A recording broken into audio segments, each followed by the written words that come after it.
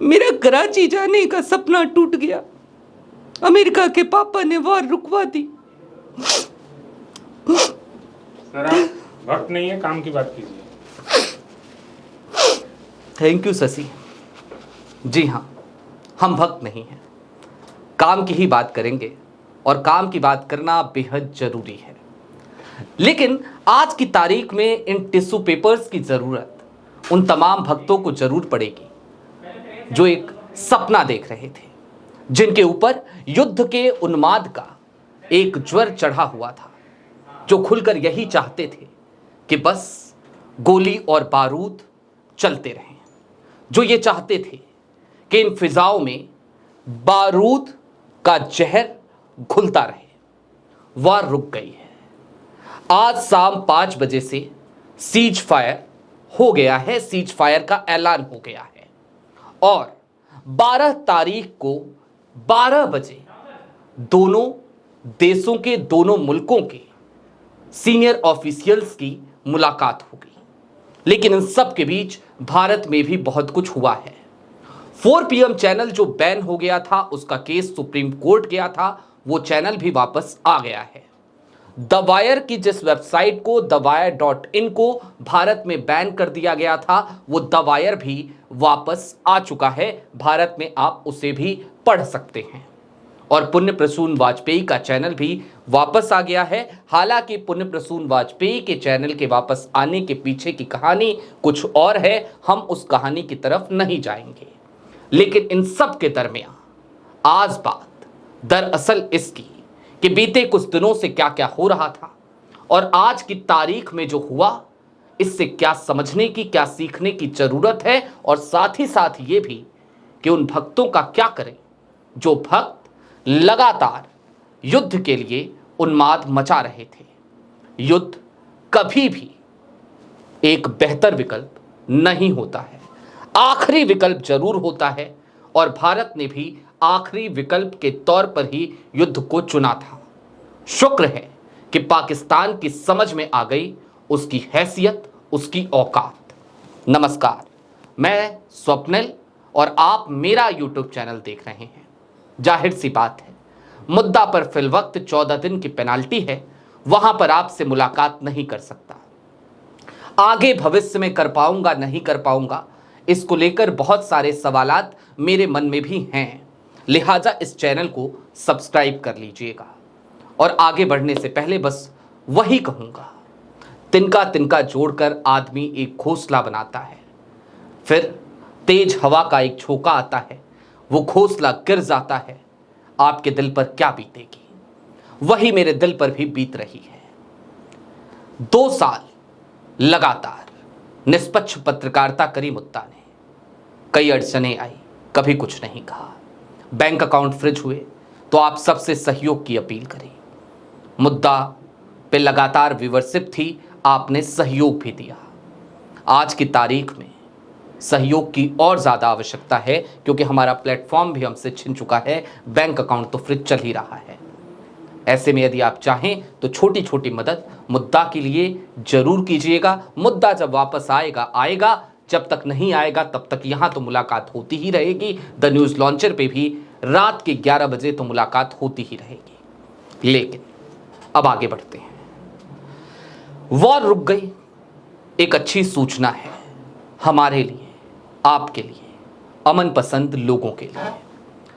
लेकिन ये वॉर की नौबत आई क्यों? बगल का एक पड़ोसी है, बदमाश पड़ोसी, बदतमीज पड़ोसी, जिसकी कोई औकात नहीं, जिसकी कोई हैसियत नहीं, लेकिन फिर भी वो सिर्फ इतना चाहता है कि भारत कभी सुकून से ना रहे।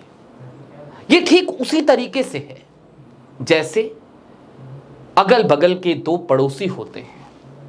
एक पड़ोसी दिन दूनी रात चौगुनी तरक्की कर रहा होता है तो दूसरा पड़ोसी उससे जलन करने लगता है। पाकिस्तान के हालात भी वही हैं। वो जलता है हमसे क्योंकि उसके हाथों में हमेशा ही कटोरा होता है कि वो IMF के पास जाए, कटोरा फैलाए। दूसरी तरफ भारत है जो IMF में फंड डोनेट करता है। जाहिर सी बात है, भारत जहां पर पैसे देता है, पाकिस्तान वहां से पैसे लेता है। तो दुख तो होगा उसे, जलन तो होगी उसे। लेकिन अब इस वॉर तक आइए, पहलगाम में जो कुछ भी हुआ वो हम भूल नहीं सकते।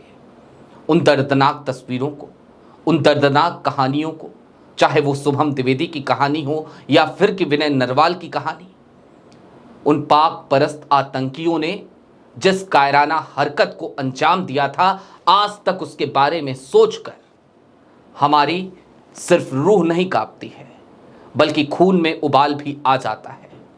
सहाफत के पेशे में है, हाथ में ये कलम शोभा देती है, लेकिन दिल करता है कि इस कलम को छोड़े अगर वो आतंकी हमारे सामने आ जाए तो हम उनका टेटुआ दबा दें, उन्हें जहन्नुम हम पहुंचा दें। लेकिन हां, उसके बाद इंतजार था, भारत सरकार क्या करेगी, एक्शन कब होगा। एक्शन हुआ, 100 से ज्यादा आतंकियों को नेस्तनाबूद किया गया। किसी एक पाकिस्तानी शहरी को हमने खरोच नहीं आने दी, क्योंकि हम ये समझते हैं कि आतंकी अलग है, पाक के शहरी अलग हैं। लेकिन उसके बाद पाकिस्तान ने क्या किया? पाकिस्तान उन आतंकियों को निशाना बनाए जाने के बाद हमारे मिलिट्री इंफ्रास्ट्रक्चर पर हमले करने लगा। उसने पूंछ में हमारे बेकसूर शहरियों को, आम कश्मीरियों को गोलियों से भूना। ऐसी वाहियातगिरी। और उसके बाद भारत रिटेलिएट करे तो उसके सामने शिल्ड के तौर पर अपने एयर स्पेस को खुला रखा, उसके वहां वायुयान उड़ते रहे, सिविल एरोप्लेन्स उड़ते रहे। भारत उसकी तरह राक्षस नहीं है, हैवान नहीं है। तो भारत ने सोच समझकर टारगेटेड हमला किया, लेकिन उन टारगेटेड हमलों से पाकिस्तान की कमर टूट रही थी। और हां, एक खबर और जिसका जिक्र करना बेहद जरूरी है। खबर यह कि आईएमएफ ने 2.3 बिलियन के उस लोन को मंजूरी दी, जिसमें 1.3 बिलियन पाकिस्तान को अब फिलवक्त मिल जाने हैं। लोगों ने कहा भारत की बड़ी डिप्लोमेटिक हार है, हम वे इस बात को मानते हैं। असदुद्दीन ओवैसी ने सीधे तौर पे कहा कि दरअसल आईएमएफ का नाम बदल देना चाहिए और इसका नाम तो इंटरनेशनल मिलिटेंट फंड कर देना चाहिए। हम भी इस बात को मानते हैं। लेकिन इन सब के बीच एक बड़ी बात और हुई, और उस बात को तब समझा जा सकता है जब आप आंकड़ों पर ध्यान देंगे। मैं सिर्फ एक आंकड़ा बताऊंगा। 1.3 बिलियन कितना होता है? तो जवाब है 11-12 हजार करोड़। 1.3 billion dollar. आपको याद है कोविड का समय था, देश के प्रधानमंत्री ने एक फंड बनाया, पीएम केयर्स फंड।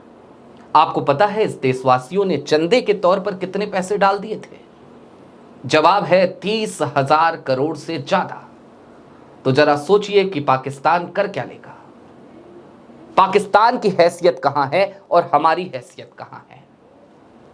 जी हां, इन सब चीजों पर जब गौर फरमाएंगे तो समझ में आएगा कि हमारा पड़ोसी हमसे जलता है, बिगड़ैल है। लेकिन एक दिक्कत है, और दिक्कत यह है कि जैसे ही वॉर का ऐलान हुआ, देश की गोदी मीडिया ने सारे अस्तर गिरा दिए, इंटरनेशनली हमें बेइज्जत कराया, हमारी साख गिराई कि हमारे यहां किस तरीके से फेक न्यूज फैलाए जाते हैं। और उसके बाद कुछ आईटी सेल वाले तो इतने कॉन्फिडेंट दिखे कि उन्होंने कहा इसे नैरेटिव सेटिंग कहते हैं। दरअसल भारत और पाकिस्तान दोनों तरफ ऐसे मूर्ख भरे पड़े थे जो दरअसल एक दूसरे को कॉम्पीट कर रहे थे फेक न्यूज फैलाने में। और भारत की गोदी मीडिया तो इस हद तक आगे निकल गई थी कि वो दरअसल भारतीय सेना की सेंसिटिव इंफॉर्मेशन भी लीक करने लगी थी। एक बार, दो बार, 3 बार एडवाइजरी जारी करनी पड़ी देश की सरकार को, मिनिस्ट्री ऑफ डिफेंस को। उसके बाद भी भारतीय मीडिया सुनती कहां है? नहीं सुना उसने।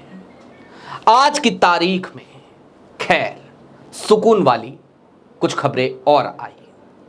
एक तरफ वॉर रुकी, अच्छी बात है सबके लिए, दुनिया के लिए। उन भक्तों के लिए नहीं जिससे शुरुआत में आपकी मुलाकात हुई थी और शशि ने मुझे रोक दिया था हाथों में टिश्यू पेपर देकर और ये कहते हुए कि आप भक्त नहीं हैं, लिहाजा आप काम की बात करें। तो काम की बात यह है कि 4 PM से बैन हटा लिया गया है। मामला अभी न्यायालय में था, सरकार को 1 सप्ताह का वक्त दिया गया था। इसी बीच में खबर आई कि 4 PM से लगा बैन हट गया।